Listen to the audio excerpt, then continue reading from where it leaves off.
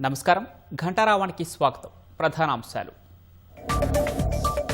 ప్రజావాణి వ్యవస్థను మరింత పటిష్టం చేయాలన్న సీఎం. సేవలను క్షేత్రస్థాయికి విస్తరించాలని అధికారులకు ఆదేశం.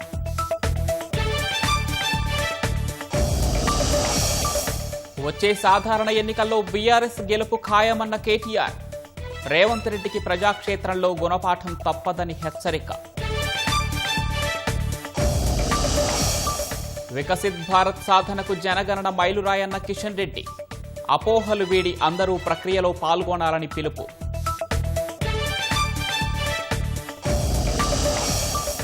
అమెరికాలో శ్వేత సౌధం విందులో కాల్పుల కలకలం. ట్రంప్, మెలానియా, జేడీ వాన్స్ సురక్షితం.